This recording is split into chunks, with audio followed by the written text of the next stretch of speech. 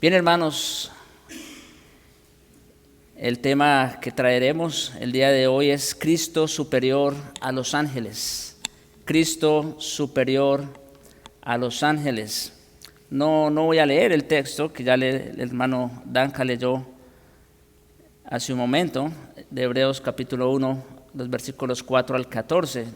No acostumbro, ustedes saben, a tomar porciones así de extensas, pero en realidad esta porción no es más que una serie de citas del Antiguo Testamento que afirman la misma verdad. ¿Cuál verdad? Pues que Cristo es superior a los ángeles, precisamente. Por eso el día de hoy vamos a tomar esa porción hasta terminar el capítulo 1. Y antes de empezar, o más bien a manera de introducción, recordar, hermanos, lo que hemos visto hasta ahora, ¿no? Hemos visto la preeminencia, bueno, ese es el tema general de la epístola a los Hebreos, ¿no? La preeminencia o la superioridad de Cristo. Y hemos visto la preeminencia de Cristo en todos sus oficios, aún apenas en 3 versículos que se han estudiado, hemos visto su preeminencia en sus oficios. Lo hemos visto como profeta, siendo él el portavoz definitivo de Dios, ¿no es cierto? ¿Recuerdan que Dios habló muchas veces, de muchas maneras, en otro tiempo, a nuestros padres por los profetas, pero ahora, ¿no es cierto? En este tiempo nos ha hablado por su Hijo. Jesucristo es la revelación final y completa de Dios. Por eso Él es superior como profeta. Lo vimos también como sacerdote, expiando e intercediendo, expiando, ¿no? Efectuando la purificación de nuestros pecados delante de Dios, pero que aún continúa intercediendo por nosotros a la diestra del Padre. Eso habla de su superioridad como sacerdote, pero también lo vimos como rey, controlando, bueno, siendo él mismo el creador de todas las cosas, controlándolas, sustentándolas, ¿no? Él es el que sostiene la creación, él no es un Dios tipo relojero que pone la máquina a funcionar y la deja, no, él la sustenta, la sostiene y además está sentado en su trono dirigiendo y gobernando el curso de la historia y de todos los acontecimientos, de tal manera que un día él va a heredar todas las cosas. Eso es lo que hemos visto hasta ahora. Ahora, el escritor compara al Hijo con los ángeles. Esos seres creados que constantemente rodean el trono de Dios. Ellos son, entre todas las criaturas, las más cercanas a Dios. No tenemos que ir allá, pero, por ejemplo, la visión que tuvo Isaías, ¿no es cierto? En el capítulo 6, donde ve un trono alto y sublime, Dios, por supuestamente, allí sentado, sus faldas que llenaban el templo, y alrededor de Dios que habían a unos ángeles, ¿no es cierto? Unos ángeles llamados serafines, que no cesaban día y noche de adorar al Señor. Y lo mismo tenemos en Apocalipsis capítulo 4, ¿no? La visión del trono celestial. Es exactamente la misma imagen. Así que estos son seres creados que en realidad están más cerca al trono de Dios. Sirven como mensajeros suyos, ¿no? Cuando Dios los envía con un mensaje, ellos inmediatamente obedecen. Se les designa para que estén ocupadas en la obra de proveerle al hombre la revelación de Dios, como por ejemplo la ley en el caso de Moisés y otros más, y para cuidado de los suyos, como por ejemplo Miguel, ¿no es cierto? El príncipe que está de parte de los hijos del Señor, de Jehová. Bien, en muchos aspectos entonces los ángeles están por encima del hombre, o sea, en esos aspectos que acabo de mencionar. Están por encima del hombre en ese sentido. Aún así, mis hermanos, los ángeles están que los ángeles que en algún sentido están por sobre el hombre no son en ninguna manera superiores al Hijo. E incluso, como veremos más adelante, en realidad ellos están para el servicio de los hijos de Dios. O sea que en ese sentido nosotros estamos en una mejor posición. Pero bueno, en su momento lo voy a decir. Pero aquí lo que quiero decir es esto.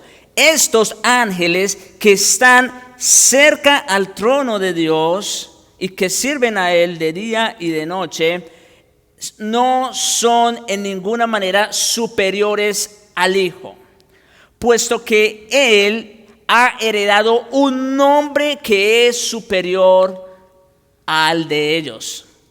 Y de eso se encarga esta sección. Esta sección maravillosa muestra que Jesús es mejor que los ángeles en 5 formas. Ese será el bosquejo que seguiremos, de hecho, a continuación. Nuestro Señor Jesucristo es superior a los ángeles por su título, por su adoración, por su naturaleza, por su existencia y su destino. Son 5 categorías bajo las cuales vamos a ver esas diferencias entre Cristo y los ángeles. O mejor dicho, a ver la superioridad de Cristo sobre los ángeles. Entonces, en primer lugar, abordemos la superioridad de Cristo por su título. Cristo superior por su título, versículos 4 y 5 de Hebreos 1. Dice allí la Escritura: hecho tanto superior a los ángeles, cuanto heredó más excelente nombre que ellos. Porque ¿a cuál de los ángeles dijo Dios jamás: mi hijo eres tú, yo te he engendrado hoy? Y otra vez, yo seré el padre y él me será a mi hijo. Hasta este punto, el Hijo no ha sido presentado por su nombre, ni como Jesús, ni como Cristo. Es interesante. Se ha hablado de él, pero todavía no se ha dicho su nombre. Sino a su designación como Hijo, precisamente. Él es conocido como Hijo de Dios, el unigénito Hijo. Él es también Señor y Salvador. El profeta Isaías le llama en Isaías 9:6 admirable, consejero, Dios fuerte, Padre eterno, príncipe de paz. En contraste a esos nombres que se le atribuyen al Hijo, se habla de los ángeles como mensajeros. Se les designa como espíritus ministradores. Ya vamos viendo entonces la diferencia de nombre, ¿no?, que se les designa a uno y a los otros.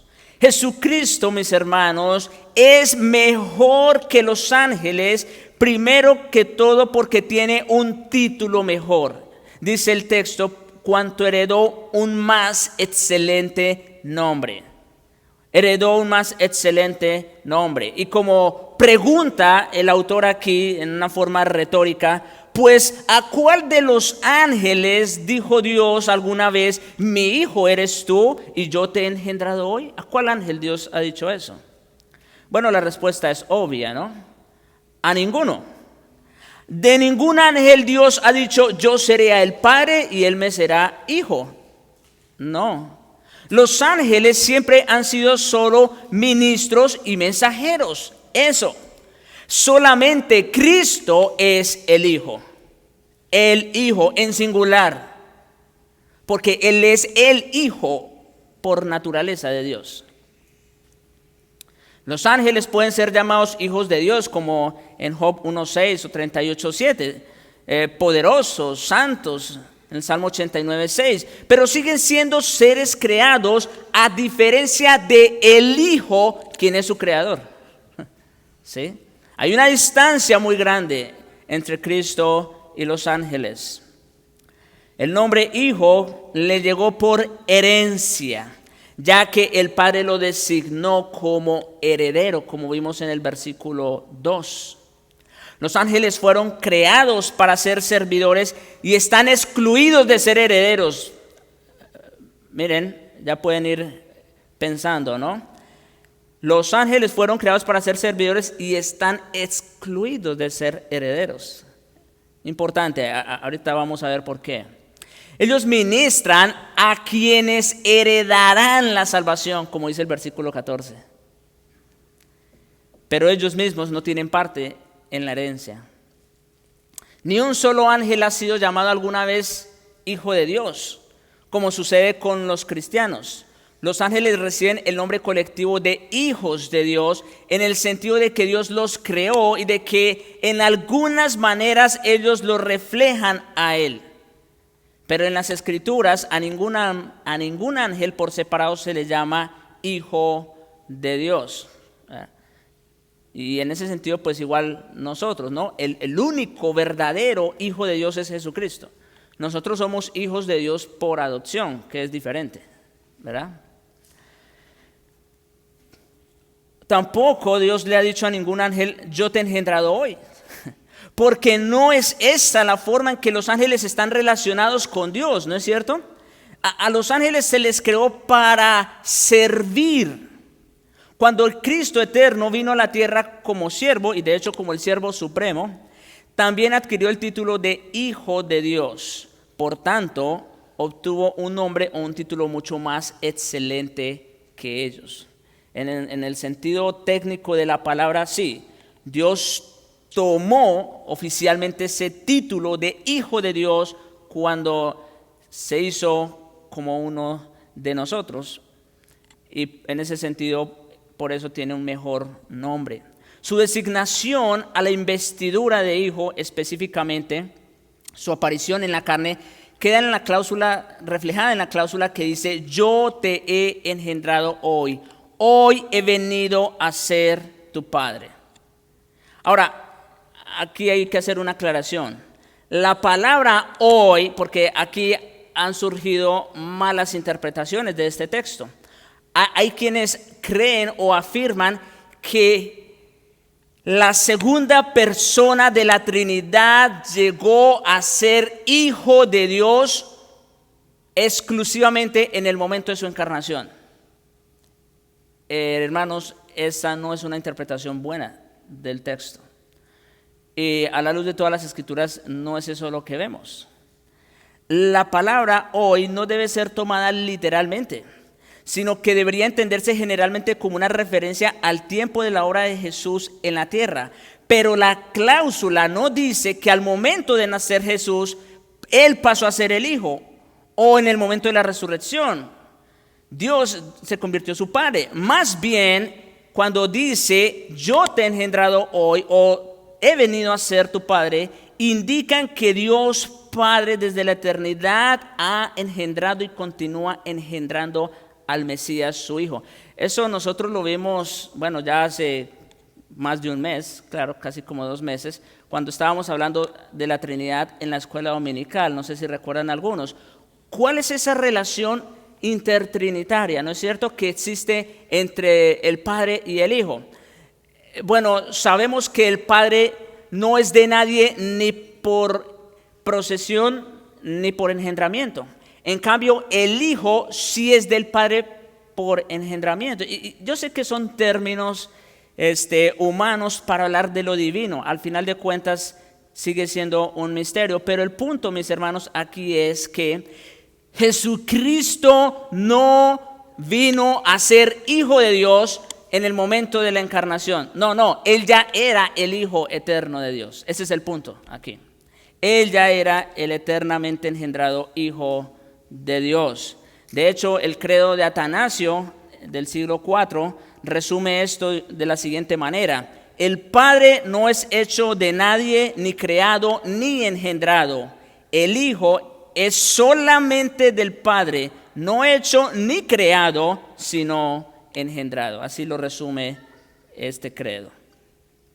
Del mismo modo, mis hermanos, Salomón, el hijo de David, y hay que hablar aquí de Salomón y de David, ¿por qué? Porque estas palabras son citas de los salmos, acuérdense. Específicamente esta es del Salmo 2:7.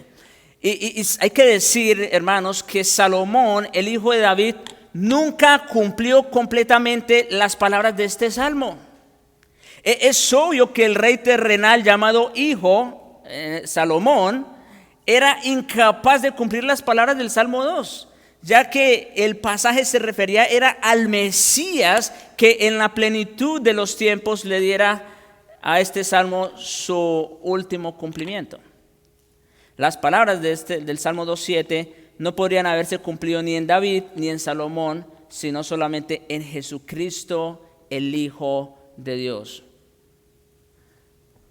Solo de Él se dice: tú eres mi hijo, yo te he engendrado hoy.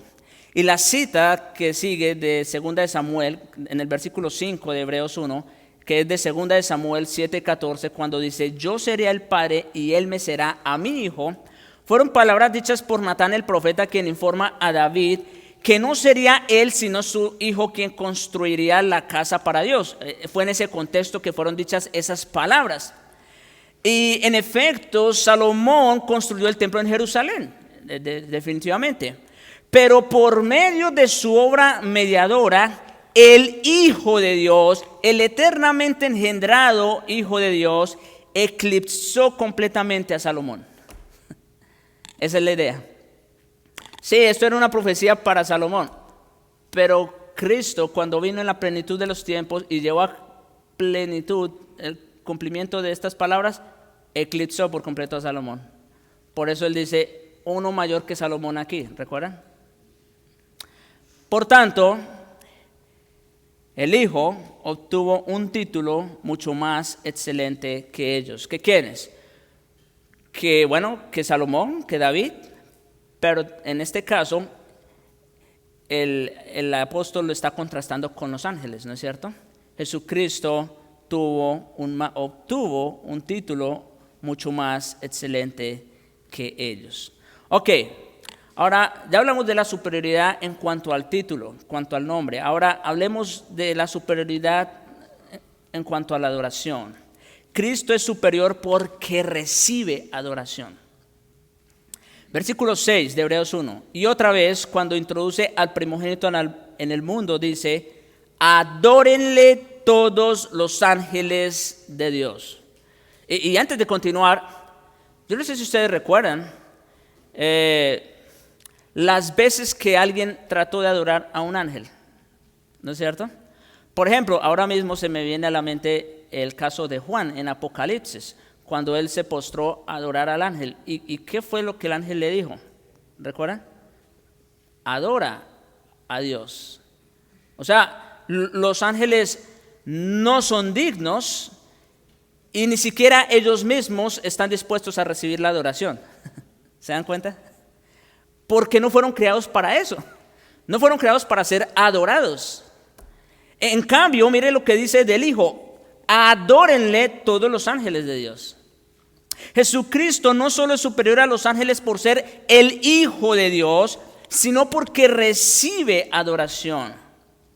Esta es una cita del Salmo 97:7, de hecho. El salmista predijo que todos los ángeles adorarían a Cristo el Señor. Los ángeles, lejos de igualarse al Hijo encarnado en cuanto a gloria, tienen la orden de adorarlo. Aun cuando Cristo se humilló, aun cuando se hizo inferior a los ángeles, esto es interesante, ¿no? Cristo se hizo inferior a los ángeles, sí. ¿Cuándo? En el momento de su encarnación. Pero aun cuando se humilló y se hizo inferior a ellos por un tiempo, los ángeles estaban para adorarlo. Y si los ángeles lo adoran, entonces es porque Él debe ser mayor que ellos, ¿no les parece? Él es mayor que ellos. Y si es superior que ellos, su pacto es mejor que el que ellos trajeron. El nuevo pacto es mejor que el antiguo. Por lo tanto, el cristianismo es superior al judaísmo.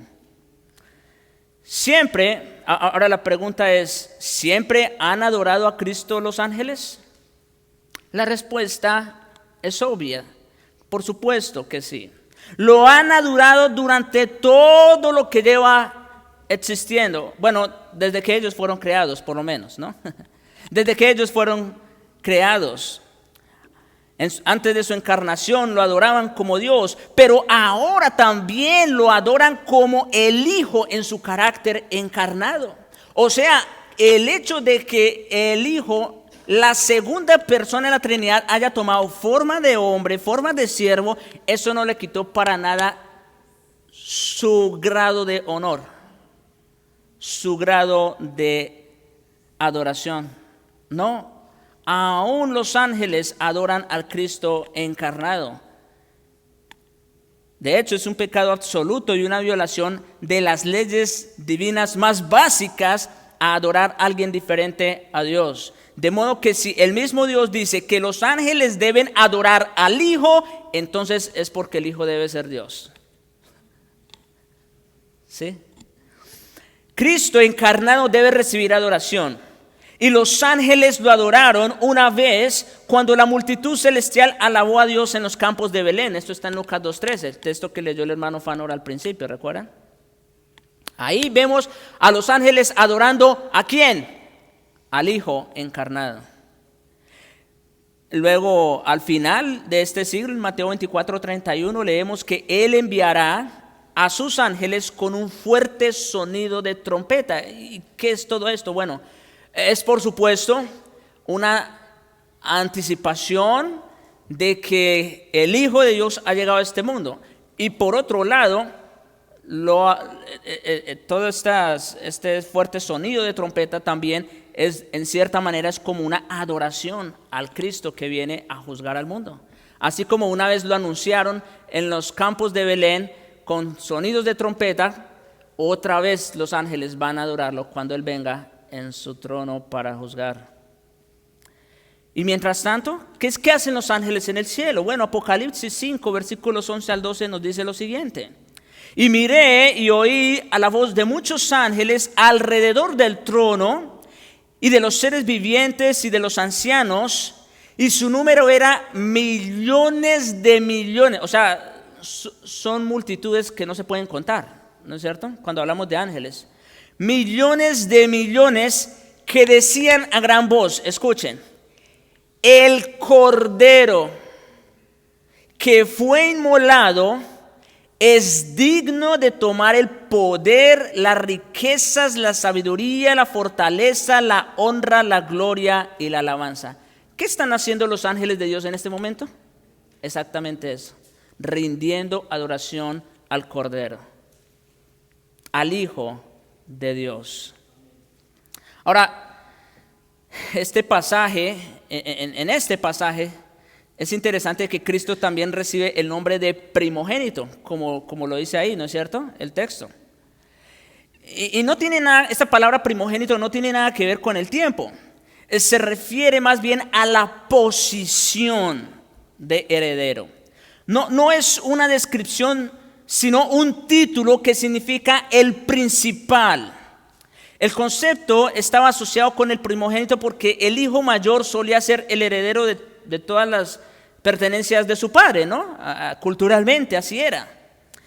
De hecho, en Génesis 49:3 da una buena descripción de lo que es un primogénito. Y claro, aunque Rubén ciertamente no fue a él el que heredó esa primogenitura, sino Judá. No voy a contar toda la historia, pero ustedes ya conocen en parte. Sí, Génesis 49:3 nos provee una definición de lo que significa un primogénito. Mire cómo dice el texto allá, Génesis 49:3. Rubén, tú eres mi primogénito. O sea, por naturaleza, pues sí, él fue el primero, ¿no? Mi fortaleza, aquí viene la descripción de lo que significa primogénito.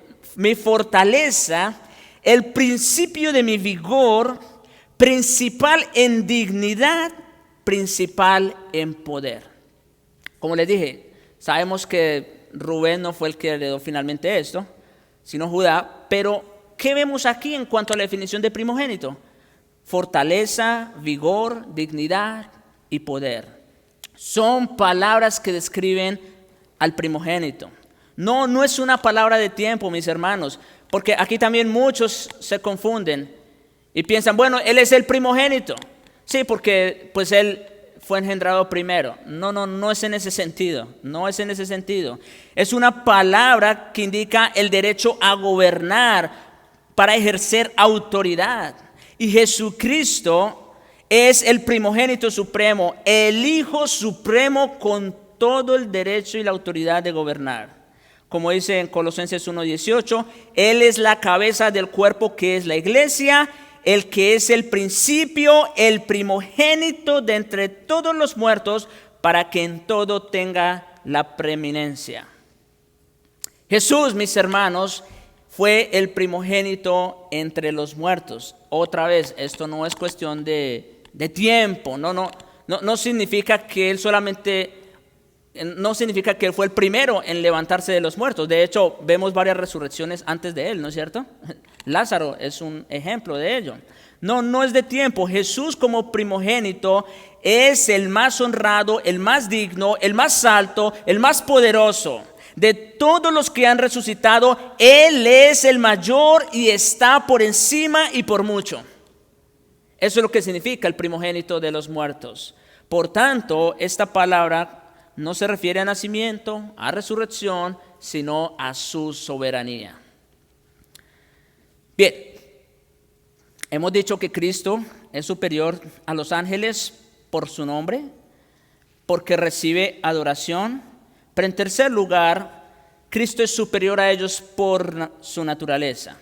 Versículos 7 al 9 del capítulo 1. Ciertamente de los ángeles dice: el que hace a sus ángeles espíritus y a sus ministros llamas de fuego. Mas del Hijo dice: tu trono, oh Dios, por el siglo del siglo. Cetro de equidad es el cetro de tu reino. Has amado la justicia y aborrecido la maldad, por lo cual te ungió Dios, el Dios tuyo, con óleo de alegría, más que a tus compañeros. Jesús, mis hermanos, es también superior a los ángeles por naturaleza. En este versículo 7, el Espíritu Santo muestra las diferencias básicas entre la naturaleza de los ángeles y la del Hijo. ¿Sí? De hecho, en el griego la palabra hace significa crear, puesto que Cristo creó a los ángeles, como dice Colosenses 1:16. Él es obviamente superior a ellos. Aquí ya tenemos otro indicativo, ¿no? Cristo es superior a ellos, ¿por qué? Porque Cristo fue el que los creó. Él los hizo. No solamente los creó, sino que también son posesión suya. Son sus ángeles. ¿Los ángeles de quién? De Cristo. Son sus siervos creados, sus ministros, sus espíritus y sus llamas de fuego. La primera parte del versículo 8 amplía la diferencia entre la naturaleza de Cristo y la de los ángeles. Ya el hecho de que ellos son criatura y el creador marca una distancia infinita, pero bueno, la distancia se amplía todavía más en el verso 8. Y esta es una de las declaraciones más sorprendentes e importantes en todas las Escrituras. Jesús es el Dios eterno. Jesús, el Hijo, es el Dios eterno. Quienes dicen que Jesús era solo un hombre, uno de muchos ángeles, uno de los profetas de Dios, o un semidios, como tienen los mormones, mienten y llevan sobre sí el anatema y la maldición de Dios. Jesús no es el mayor de los profetas. Jesús no es el principal de los ángeles. Jesús no es un semidios. No, mis hermanos. Miren el testimonio del mismo Padre acerca de su Hijo. Tu trono, oh Dios, por el siglo del siglo. ¿Cómo le llama el Padre a esa segunda persona de la Trinidad? Oh Dios, tu trono, oh Dios. Dios Padre reconoce a Dios Hijo. Mis hermanos, este es uno de los textos más fuertes para indicarnos la divinidad absoluta de Jesús. Dios Padre reconoce a Dios Hijo. Y como le digo, creo que este versículo da la prueba más clara, poderosa, enfática y irrefutable de la deidad de Cristo en las Escrituras. En 1 Timoteo 3:16, el apóstol Pablo escribe: indiscutiblemente grande es el misterio de la piedad. ¿Y en qué consiste, Pablo, ese misterio? Bueno, Dios, mire cómo empieza. Dios fue manifestado en carne. Oh, así que esa persona que nació en los campos de Belén, que creció en Nazaret y que caminó por Galilea, era Dios, nada más y nada menos. Dios fue manifestado en carne, justificado en el Espíritu, visto de los ángeles, por eso lo adoraron, predicado a los gentiles, creído en el mundo, recibido arriba en gloria, como vimos, por eso está sentado a la diestra del Padre. Ahora, en Hebreos 1:8 continuamos leyendo. Tu trono, oh Dios, por el siglo del siglo. Jesucristo, mis hermanos, tiene un trono eterno desde el cual gobierna la eternidad como Dios y como Rey. Sí, Él es el Rey eterno, cuyo reino también es eterno.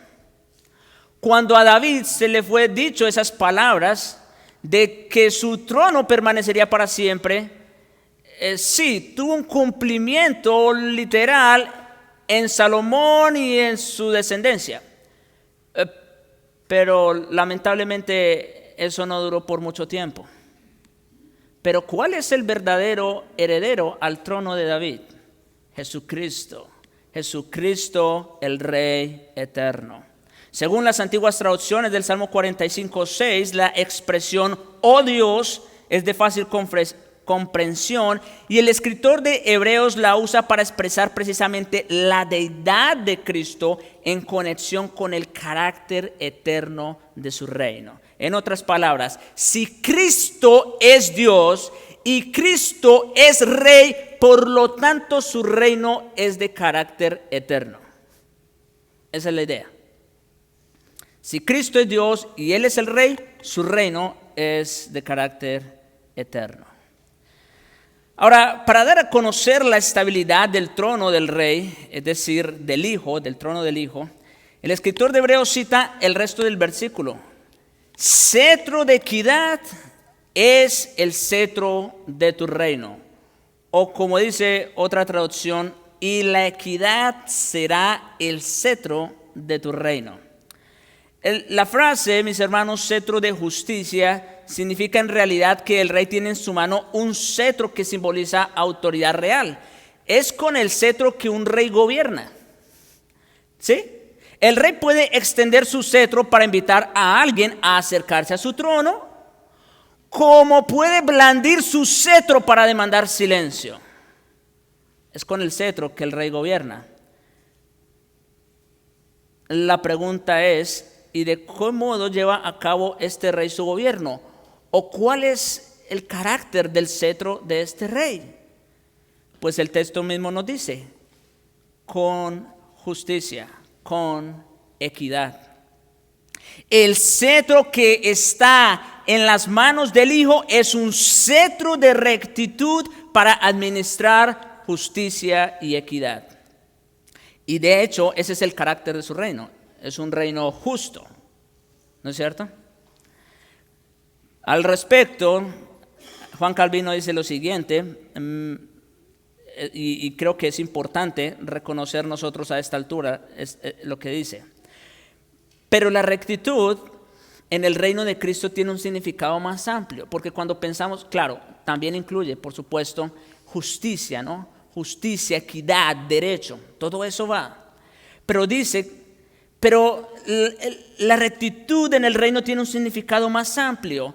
Es que Él, por medio de su evangelio, que es su cetro espiritual, nos renueva según la rectitud de Dios. Sí, mis hermanos, porque debido a que este reino es un reino de justicia, de derecho, de rectitud, la pregunta es, ¿cómo tiene que ser el carácter de sus súbditos en ese reino? Exactamente de la misma naturaleza. Rectos, justos, derechos. Y si preguntamos cuál de los hombres ha vivido jamás de cuna a tumba perfectamente la ley de Dios, la respuesta es ninguno. Así que es con ese cetro del evangelio que Dios va renovándonos y va haciéndonos más semejantes a Él. Por eso el rey dice, o más bien por eso se dice del rey en el versículo 9, primera parte: has amado la justicia y aborrecido la maldad. Interesante. Has amado la justicia y aborrecido la maldad.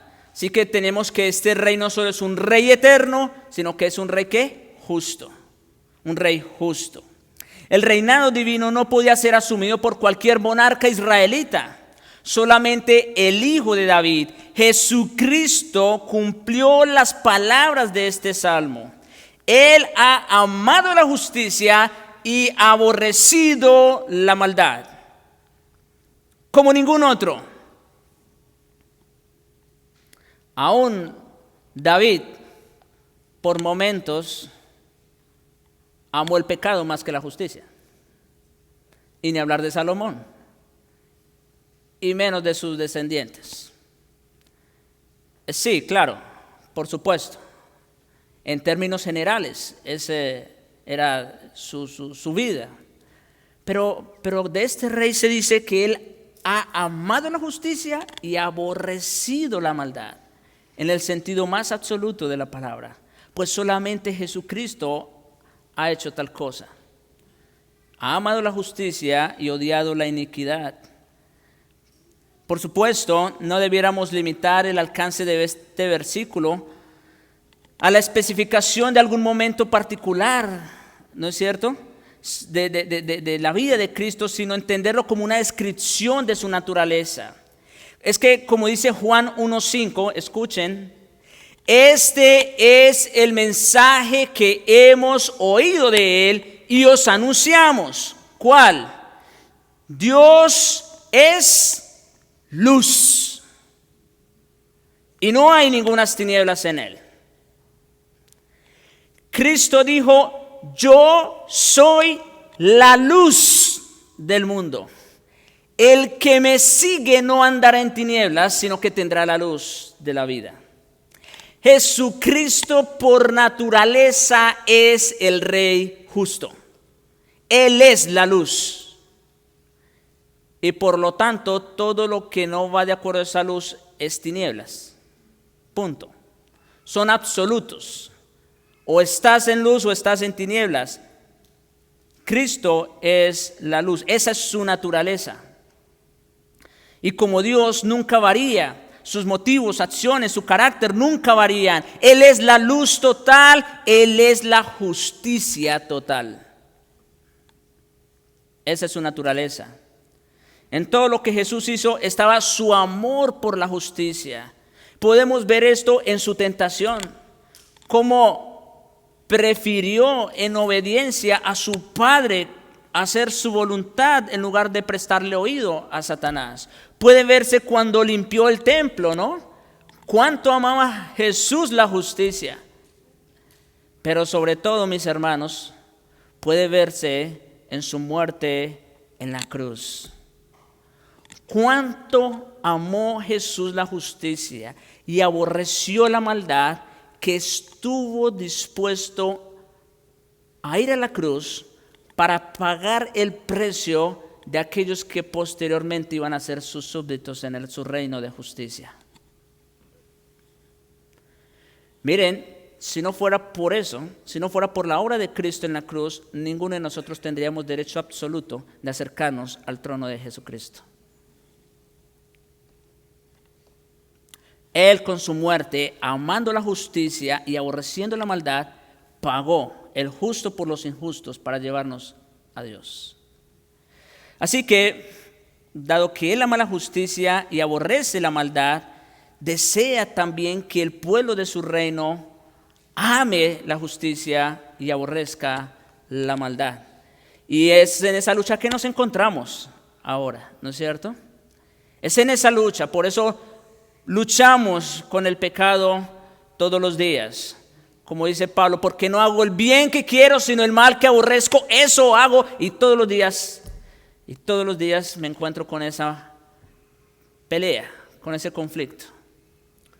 Pero gracias a Dios por Jesucristo, como dice Pablo mismo. Gracias a Dios por Jesucristo. Pero dice más sobre este rey, versículo 9, parte B. Por lo cual te ungió Dios, el Dios tuyo, con óleo de alegría más que a tus compañeros. Esta es la declaración más directa de la superioridad de Cristo con respecto a los ángeles. Algunos comentaristas creen que sus compañeros se refiere a hombres, pero en este pasaje se habla de los ángeles. Acuérdense, el escritor está contrastando la naturaleza de Cristo con la de los ángeles, ¿no? Está exponiendo la superioridad de Cristo sobre los ángeles. Así que lo que se dice es que Jesucristo es superior a los ángeles, quienes son sus socios o sus compañeros celestiales. Pero ellos tan solo son mensajeros de Dios. Y Cristo también es un mensajero de Dios, pero mucho más que un mensajero y por lo tanto mucho mayor que ellos. Sí, la palabra en algún momento fue traída por medio de ellos, pero cuando a Dios le plació dar su palabra por el Hijo, eso cambió completamente todo. Eso es otra historia. Él es el ungido, el exaltado sobre todos los demás. En el sermón de la casa de Cornelio, Pedro dice que Dios ungió a Jesús de Nazaret. Sí, mis hermanos, Dios lo había ungido y ordenado. En el Salmo 2:2 y otros lugares del Antiguo Testamento hablan de esa unción.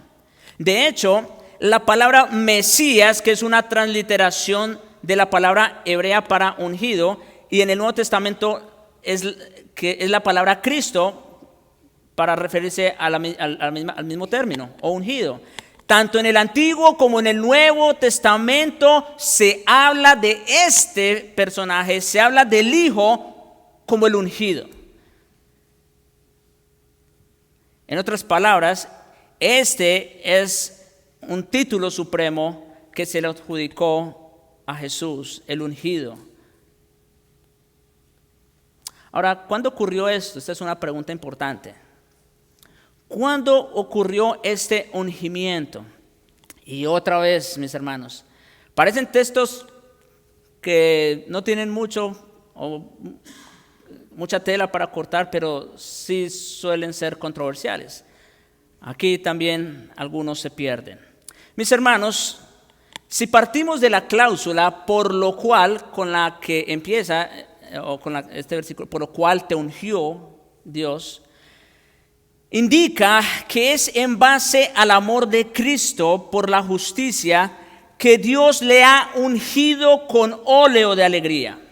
Por lo tanto, en un sentido general, Jesucristo es el ungido de Dios desde la eternidad y hasta la eternidad, ya que no existe un momento específico en el que Jesús comenzó su amor por la justicia y después del cual Él fuera ungido. Él acababa de decir, has amado la justicia y aborrecido la maldad, por lo cual te ungió Dios. O sea que si tomamos como base la unción de Cristo, que es su amor por la justicia y su aborrecimiento por la maldad, no ha habido momento en el que Jesús haya dejado de amar la justicia. En ese sentido, Jesús ha sido ungido desde la eternidad. Y ciertamente lo fue. Pero también nos habla del Cordero que fue preparado desde antes de la fundación del mundo. Ungido. ¿No es cierto? Sin embargo, mis hermanos, por eso digo, aquí algunos se pierden porque solo se quedan o con una o con otra. Pero acuérdense, la palabra de Dios se debe sumar, ¿sí? No clasificar. En un sentido más puntual, dado que Jesús amó la justicia y aborreció la maldad al punto de ir a la cruz, creemos que se le ungió oficialmente como rey cuando subió al cielo después de su resurrección. O sea, en un sentido más puntual o más específico, ¿no? Acuérdense, el clímax de todo esto, ¿dónde fue? La cruz. En ese sentido, posterior a su muerte, fue oficialmente ungido como rey. Y por eso está sentado ahora en su trono. En ese momento el Padre lo exaltó sobre todos y le dio un nombre que es sobre todo nombre, como dice Efesios 1, versículos 20 al 22. No vamos a ir allá, ustedes pueden leerlo. Él asumió su reinado al ascender y aunque no ha reunido todo su reino, un día cercano lo hará. Pero Jesús ya inauguró su reino. Jesús ya inauguró su reino. Lo que se conoce como el ya y todavía no, del reino, ¿no? La naturaleza de Jesús, esto es su deidad. La naturaleza de Jesús, su título y el hecho de recibir adoración muestra que es superior a los ángeles. Pero también, en cuarto lugar, veamos que Cristo es superior por su existencia. Cristo es superior por su existencia, versículos 10 al 12. Versículos 10 al 12 de Hebreos 1. Y tú, oh Señor, en el principio fundaste la tierra, y los cielos son obra de tus manos. Ellos perecerán, mas tú permaneces. Y todos ellos envejecerán como una vestidura, y como un vestido los envolverás y serán mudados. Pero tú eres el mismo, y tus años no acabarán. La cuarta forma en la que Jesús es superior a los ángeles es en su existencia. Y en esta vez él cita el Salmo 102, en el que el Espíritu Santo revela que Cristo es mejor que los ángeles porque existe eternamente. Sí, mis hermanos, si Jesús estuvo en el principio para crear, pues debió haber existido antes del principio, ¿no les parece? Cuando se dice en el principio creó Dios, eso quiere decir que Dios estaba antes del principio, ¿no es cierto? Por supuesto, Dios creó el principio o el tiempo, en otras palabras. Y ese texto es muy paralelo con Juan 1, ¿recuerdan? En el principio, hablando del mismo principio, era el verbo. O sea que antes del principio, antes del tiempo, ya estaba el verbo. Y el verbo era con Dios y el verbo era Dios. Aquí no tiene que haber confusión, porque Dios no es el Padre, pero es Dios, ¿no es cierto? Es lo que está diciendo el texto. Hablando del verbo, era en el principio con Dios, afirmando lo mismo. Y agrega, todas las cosas por Él, por el Hijo, por el Verbo, fueron hechas. Y sin Él, nada de lo que ha sido hecho fue hecho. ¿Qué vemos aquí? Bueno, vemos dos cosas por lo menos. Por un lado, que si el Verbo fue el creador o el agente creador, eso quiere decir que Él tuvo que haber sido antes del tiempo, ¿no es cierto? Antes de la creación. Y número dos, por supuesto, Él es creador. Sin embargo, tal como se dobla y se desecha un vestido usado cuando ya no se quiere más, así Jesús descartará los cielos y la tierra. Un día, dice Pedro en su segunda carta, capítulo 3, verso 10, los elementos ardiendo serán deshechos, todo lo que vemos, ¿sí? Por hermoso que nos parezca un paisaje, los elementos ardiendo serán deshechos y la tierra y las obras que hay en ella serán quemadas. Así como un día el Verbo, el Hijo, hizo todo cuanto existe, un día ¿qué va a hacer? Lo va a destruir. En Apocalipsis 6:14. Y el cielo se desvaneció como un pergamino que se enrolla. ¿Sí? Como dice Hebreos. Y todo monte y toda isla se removió de su lugar. Al final del tiempo, los cielos se doblarán como un rollo que se estira, al que luego le cortan las puntas. Las estrellas caerán, vendrán y golpearán la tierra, y toda isla y montaña se moverá de su lugar. El mundo completo será destruido por aquel que lo creó.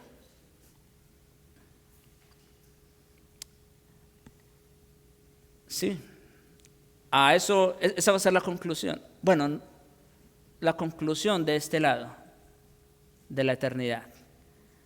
Todo va a terminar en eso, en una destrucción. Las cosas que podemos ver y sentir parecen permanentes. Como el pueblo que advirtió a Pedro, nos sentimos tentados a pensar, que todas las cosas permanecen así como desde el principio de la creación. Pero todas esas cosas van a perecer y el Señor va a crear unos cielos nuevos y una tierra nueva. Sí, mis hermanos, ese no va a ser el fin. Ahí va a terminar esta creación. Ahí va a terminar esta creación que gracias a nuestro pecado desea ardientemente que llegue ese día. ¿No les parece interesante? Que la creación esté gimiendo con dolores de parto para ser destruida. Eso es lo que está pidiendo la creación a gritos. Que sea deshecha en el fuego. ¿Y para qué? Para ser recreada. Para una nueva creación. Unos nuevos cielos y una nueva tierra. Donde more y gobierne la justicia de Dios. Ahora sí, perfectamente y sin pecado. Cambiará la creación, pero no el creador. Interesante, ¿no? La creación sí va a cambiar, el creador no. El creador es el mismo. Tus años no acabarán. Cristo es eterno. Él es inmutable, nunca cambia. Jesucristo es el mismo ayer, hoy y por los siglos. Los hombres van y vienen. Las estrellas vienen y van. Los ángeles están sujetos a caer como lo demuestra su caída. Pero Cristo nunca cambia, nunca está sujeto a cambio, nunca está sujeto a alteración. Él es eternamente el mismo y por lo tanto es superior a los ángeles en título, en adoración, en naturaleza y en existencia. Pero no solo eso, sino que en último lugar, Cristo es superior debido a su destino. Este es nuestro quinto y último encabezado. Cristo superior debido a su destino, versículos 13 y 14. Pues, ¿a cuál de los ángeles dijo Dios jamás, siéntate a mi diestra hasta que ponga a tus enemigos por estrado de tus pies? ¿No son todos estos espíritus ministradores enviados para servicio a favor de los que serán herederos de la salvación? Mis hermanos, en tan solo el primer capítulo, esta es la séptima referencia del Antiguo Testamento. Importante, porque lo que está haciendo únicamente es trayendo la palabra de Dios, textos del Antiguo Testamento, para enseñar esta verdad. En este caso, el Salmo 110:1. Esta lleva a su apogeo la enseñanza de la superioridad de Cristo con respecto a los ángeles. A ningún ángel le ha prometido Dios sentarse a su derecha. No, ¿verdad? Primero vemos el destino de Cristo y luego veremos el destino de los ángeles. A ningún ángel, como les decía, Dios ha prometido sentarse a su derecha. Solo el Hijo se sentará allí. El destino de Jesucristo es que al final todo el universo se sujetará a Él. ¿Sí? Como dice Filipenses 2:10, en el nombre de Jesús se doblará toda rodilla de los que están en los cielos y en la tierra y debajo de la tierra. Todos, absolutamente.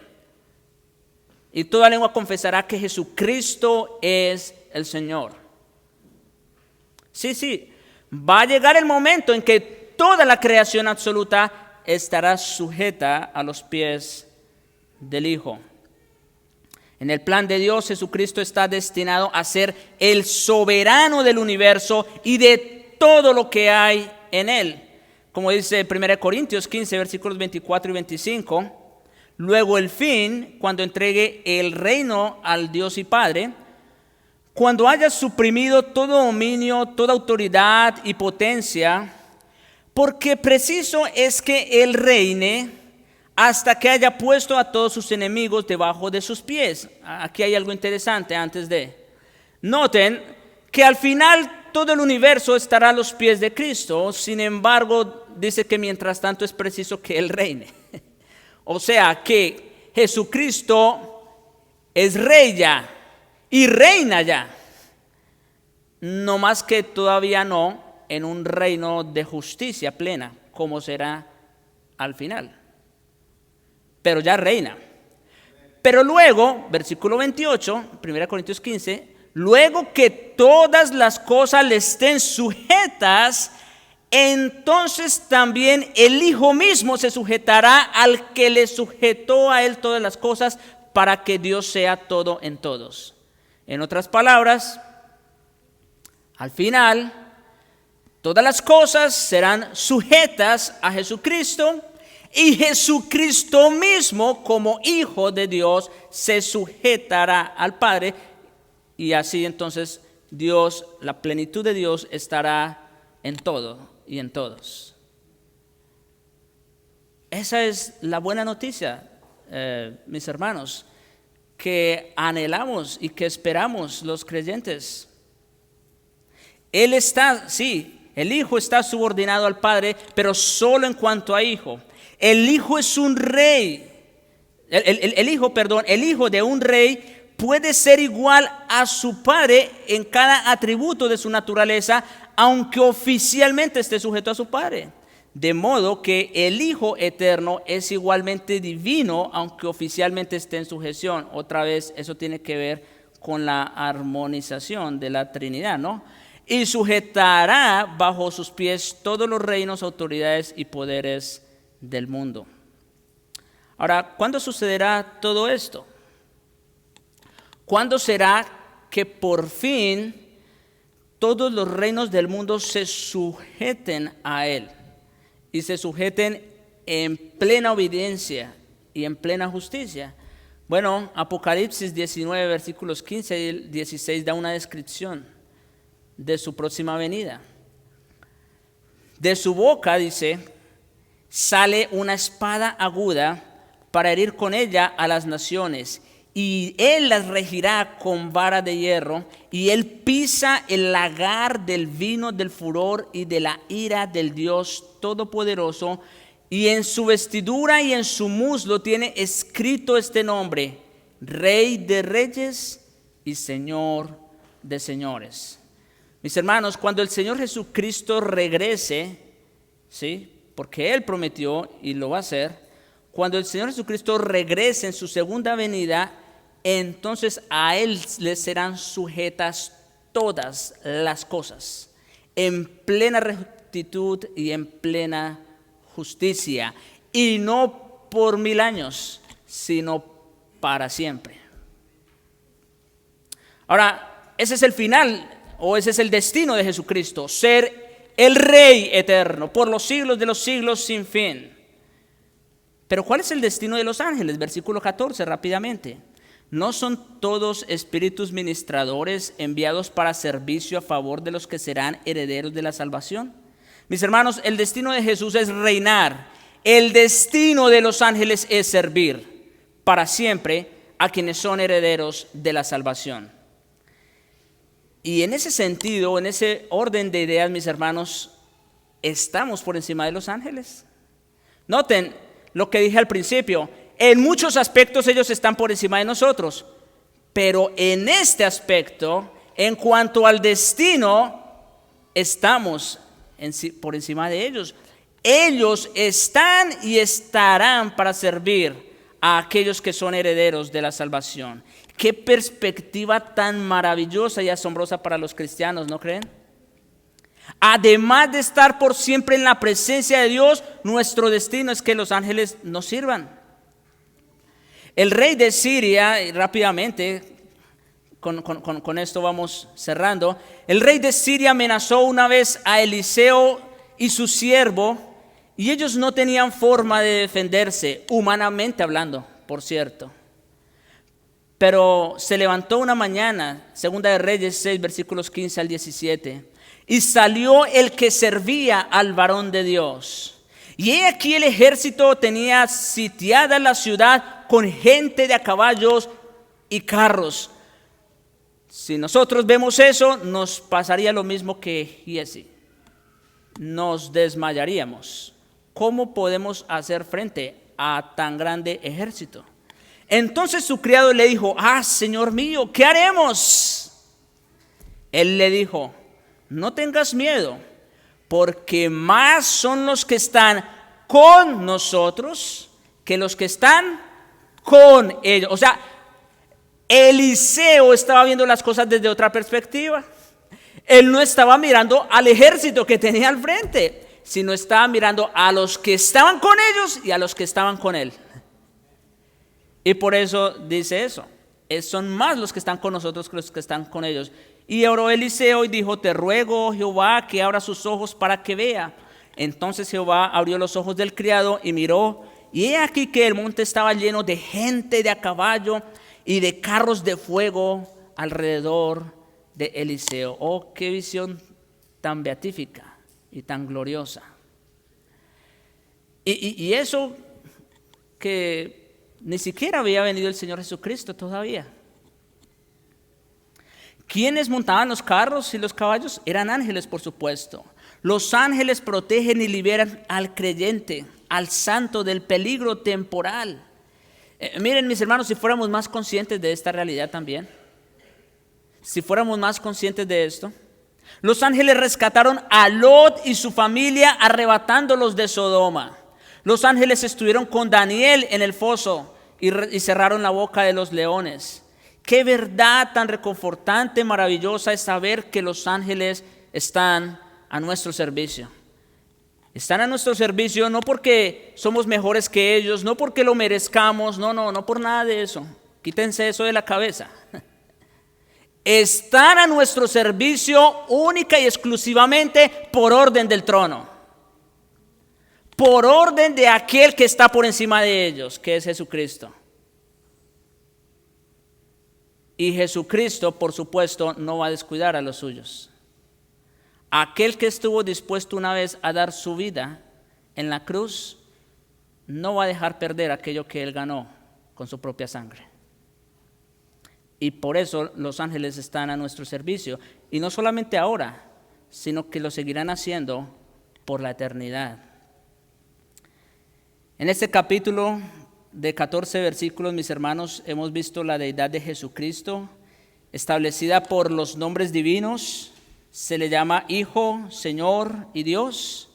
Por las obras divinas, Él crea, sustenta, gobierna, redime, limpia el pecado. Por el valor divino de recibir adoración de los ángeles y de todas las demás criaturas del universo. Por sus atributos divinos de omnisciencia, omnipotencia, inmutabilidad y eternidad. Y en todas estas formas se proclama la superioridad de Jesucristo. Eso es lo que hemos visto hasta ahora en este primer capítulo. Y la pregunta que sigue aquí es: ¿y por qué son tan importantes estas verdades que hemos visto en el capítulo 1? ¿Qué tiene que ver eso con nosotros?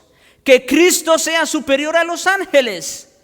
Mis hermanos, la respuesta está en el pasaje que sigue, en el capítulo 2, versículos 1 al 3, que no vamos a ver ahora. Si Dios, pero en términos generales, si Dios esperaba una respuesta tan positiva a la ley que vino por medio de ángeles, ¿qué respuesta espera concerniente al evangelio que vino a través de Jesucristo? No se lo pierdan el próximo sermón. Oremos.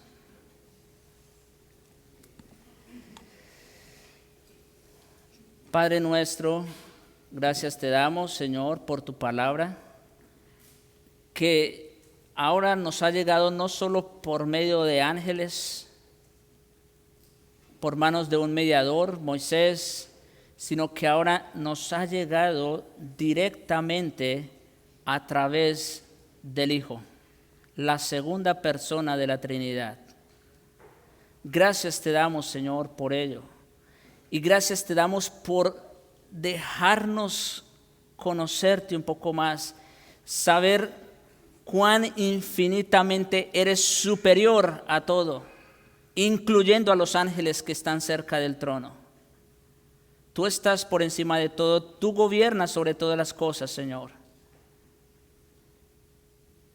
Sin embargo, Señor, estamos expectantes, con la esperanza puesta, Señor, en tu segunda venida, en tu regreso, cuando vengas a juzgar con justicia y con derecho, cuando vengas a establecer permanentemente tu reino de justicia perfecta, sin relación alguna con el pecado. Oh Señor, te suplicamos, ven pronto. Ven al encuentro de tu reino, de tus hijos, de tu pueblo. Mientras tanto, Señor, fortalécenos en fe para perseverar hasta el fin. En Jesucristo oramos. Amén.